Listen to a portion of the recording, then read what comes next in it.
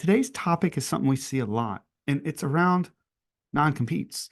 When a business owner elects to sell a business, they're offering a business product to the market that says, we have created something that makes money, and we wish to sell that for consideration. And part of what they're saying is, I'm offering this because I won't compete with you. Whether they say that or not, that is the expectation of the business buyer.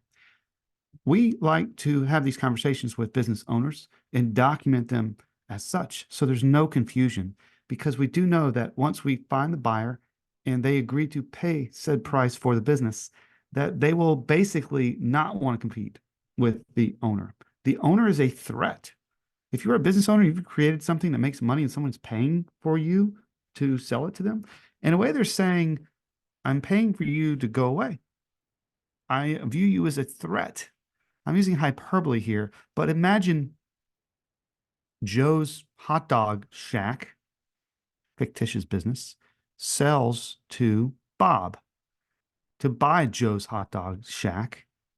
And then Joe opens up Joe's hot dog shack #2 next to Bob's hot dog shack, which Bob gets the name Joe's hot dog shack. That's going to hurt Bob's business, DBA Joe's hot dog shack. It's a silly example, but that's what Bob's worried about in that example. So I joke, they're paying for you to go away. They're saying, you're good at this. You've learned how to make money. I don't want to figure out how to do it myself. So I'm going to buy your model, but I need you to stop doing it.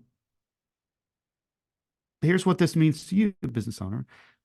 Most business owners who come to us to sell their business, they don't want to do it anymore. They're ready for the next chapter of their lives. But you want to think about what that next chapter is. If all that you know how to do is how you make money now, it could be a problem if you don't know another way to make money, because you will need to find a new way. Here's how non-competes work. In its simplest form, the lawyers will draft a document that says 3 things. I, the seller, will not do said business, and it would be narrowed down in my fictitious example to sell hot dogs. I will not do that for said amount of time. That's usually 2 to 5 years, something like that. And I won't do that for said amount of distance. So 30 miles, something like that, far enough away that it won't be competitive. All 3 of those can be negotiated, but that's what a non-compete looks like. It's not always applicable if it's, say, an online business. The internet is worldwide, so you got to treat these on a case-by-case basis. But be prepared to have that conversation and understand what you want to do. Keep in mind that you may want to do a flavor of what you do in a different way. We sold a pet sitting business, and the owner asked the buyer if she could continue to do pet reiki after the sale. And the business buyer said, you can do that. That's okay. You won't be in the pet sitting business, but you can provide this ancillary service to pet owners. We're okay with that. We talked through that conversation. If she said, I'm just going to do more pet sitting, they would not have been okay with that, right? Because that's what they were paying her for.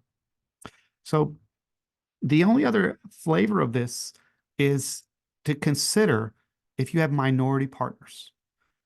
If you are a business owner and you own everything, that's totally fine. But if you have partners, especially minority partners, we do see this example where not everybody wants to get out of the business. Any partner can hold back. And this is just a conversation you want to have early, so there's no surprises. Once you find the buyer, once you're ready to move forward, that's something that we've seen come up more than once. If you have an operating agreement, this may address this notion of who can sell what and if someone can hold them back. But we've also had situations where buyers were interested to know if minority partners who may or may not have even been in conversations about selling based on their operating agreement, the dominant partners felt that they could sell. The buyers still want those minority partners to sign non-compete. So that can get you into a sticky situation where you're talking about people who aren't in the room changing the way they make their money. These are the nuances of non-competes when selling a business. These are the types of things that we discover and work through on a daily basis. I sell other people's businesses. If you have a situation like this and you'd like to scratch the surface and go deeper, give me a call. My number is 919-628-0571. You can reach me at my office. You can find me on LinkedIn. There's numerous ways to find me. I'm Neal Isaacs, the Raleigh business broker, and I appreciate you watching this video today. Have a great day.